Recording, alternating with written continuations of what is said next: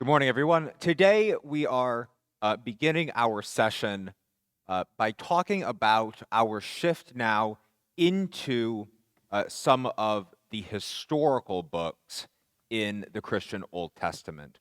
And when I say historical books, I mean that we are moving out of the Torah, the law, and into books that are talking about the events of the conquest of Canaan and then the life of the Hebrew people in the land of Canaan up until the exile. And when we think through the historical books in the Old Testament, we have a few different authors that are represented there and a few different schools of thought. So when I use the idea of school of thought, I don't mean that there was a educational institution that is producing these books, but think of it more like a distinct religious tradition. So this week and next week, we are focusing on the Deuteronomistic school of thought.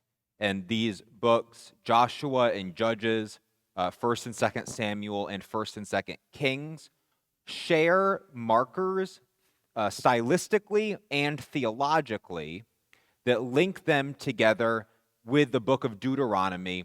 So scholars are in a consensus that though they probably were not all written by one person, these shared theologies and styles indicate that this is one religious tradition that are producing the book of Deuteronomy and these historical works. Now, there's also other historical schools that are present in the Old Testament. So one of them produces the book of Ruth that does not seem to share stylistic elements with other books in the Old Testament.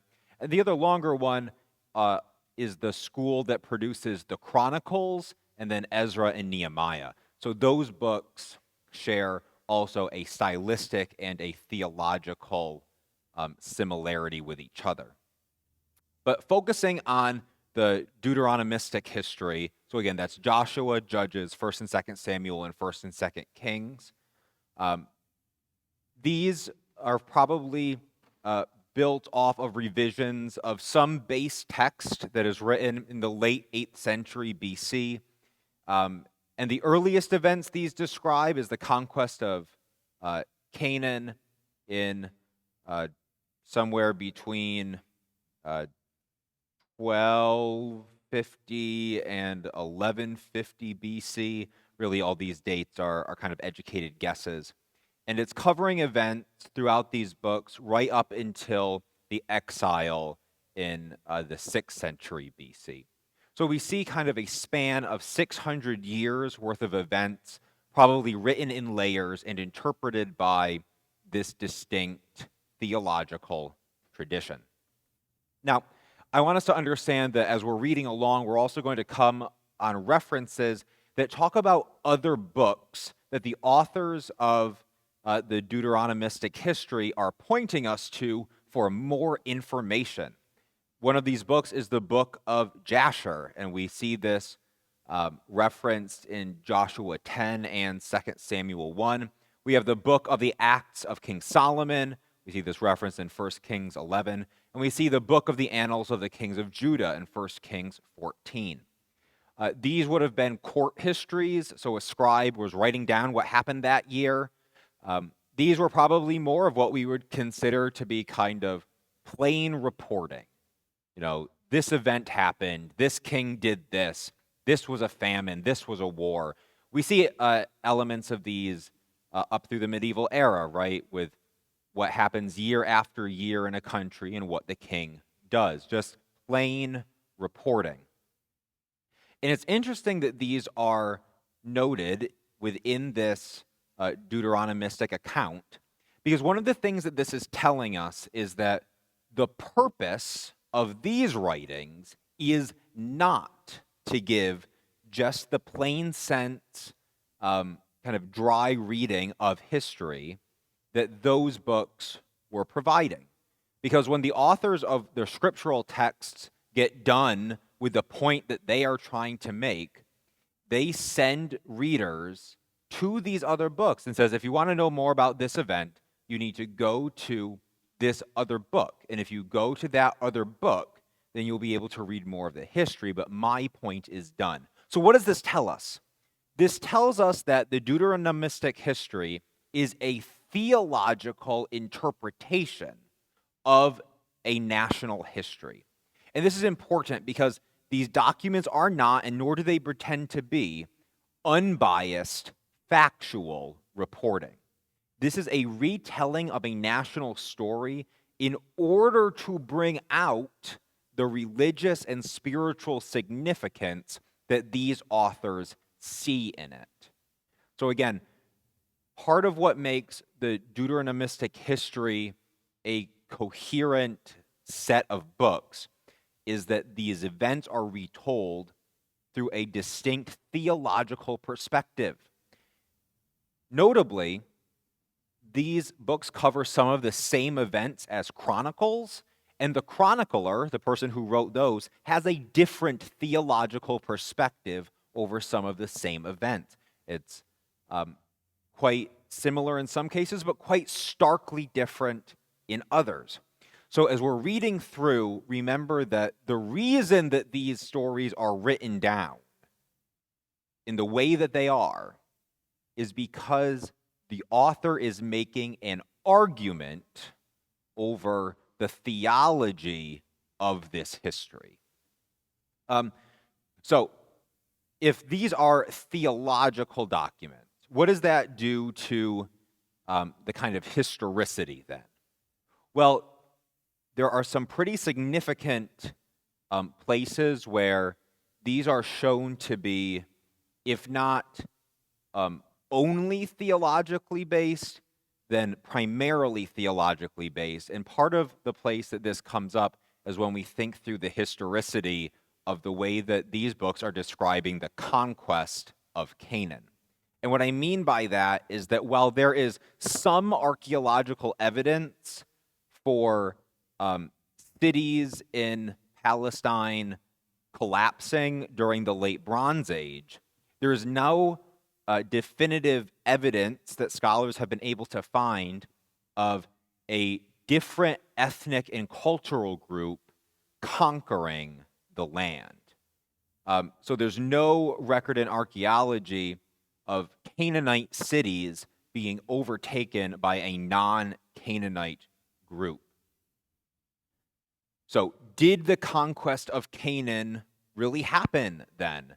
Especially since, this is part of our scripture. This is part of our religious identity. And the fact that archaeology has not been able to substantiate these claims gives us reason to pause. So did it happen? Well, based on the current archaeology, we can say yes and no. When we hear about the conquest of Canaan, what we probably have is an exaggerated, hyper-nationalistic account of a more gradual conversion of these Canaanite groups into Yahweh worship.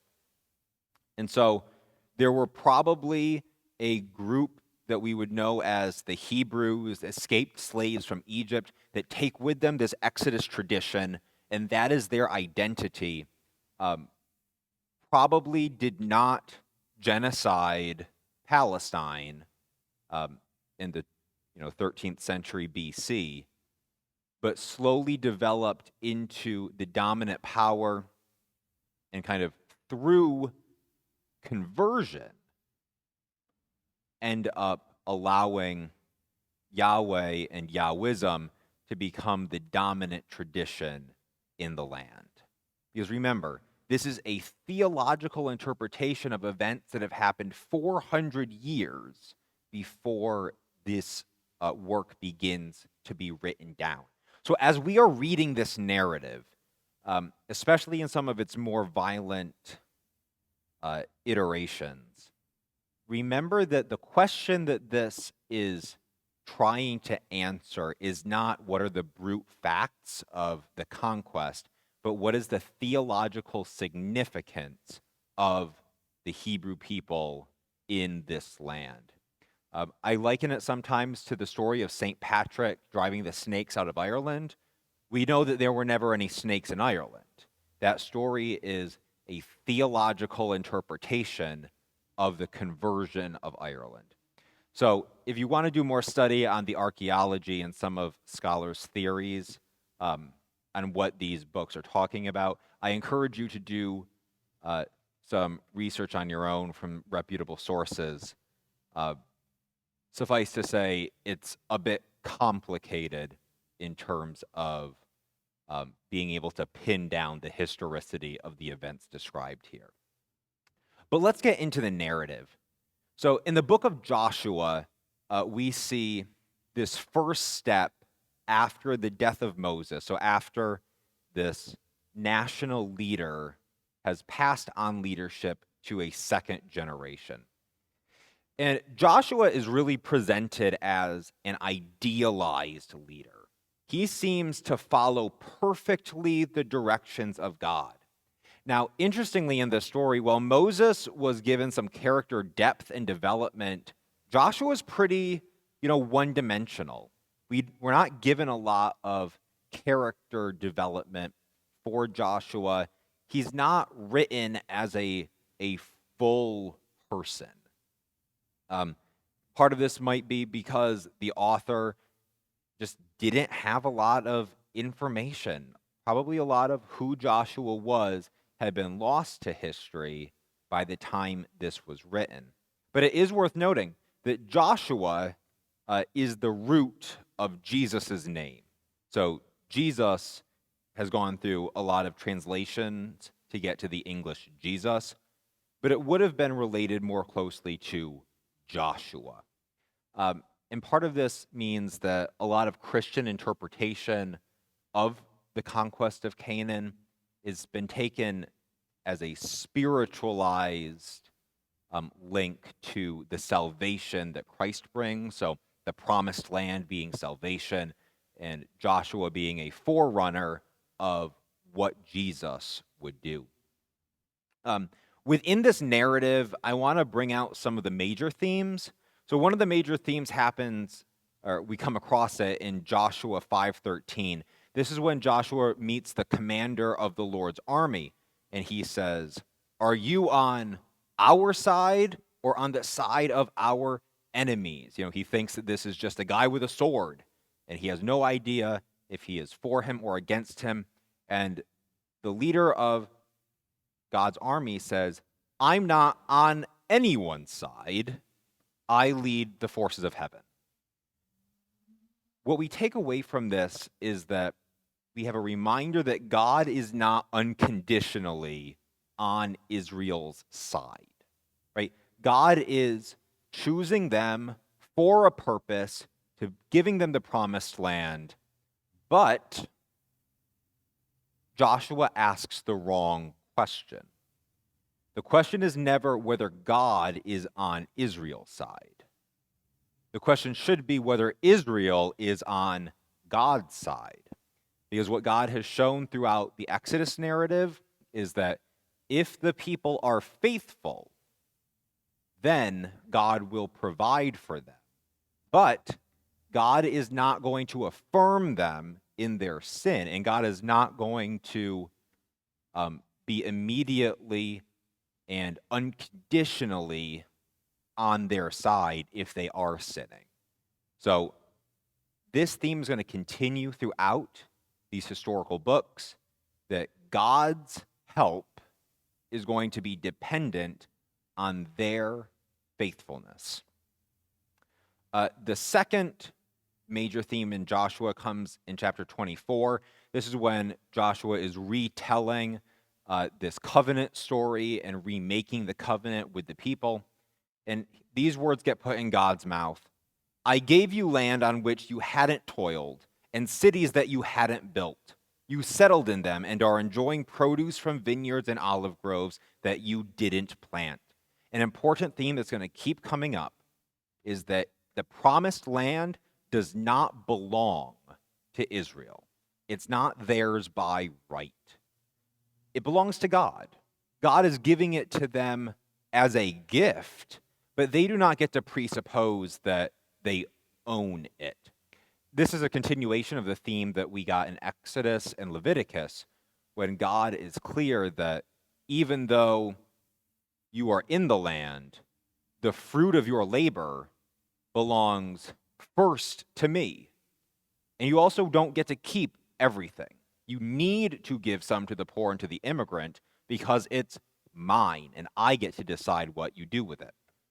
So again, even as they are taking control of this land, God reiterates that their place in the promised land is dependent on God's goodwill. God can remove them from the land. This land is not something they built up. This land is not something that is theirs by right. It is a pure gift from God. Let's move over into the book of Judges. So after Joshua dies, there's no longer a clear central leader. And so we come to an era of almost relative anarchy, right? We hear over and over again, the people did what was right in their own eyes, and that usually leads to unfaithfulness.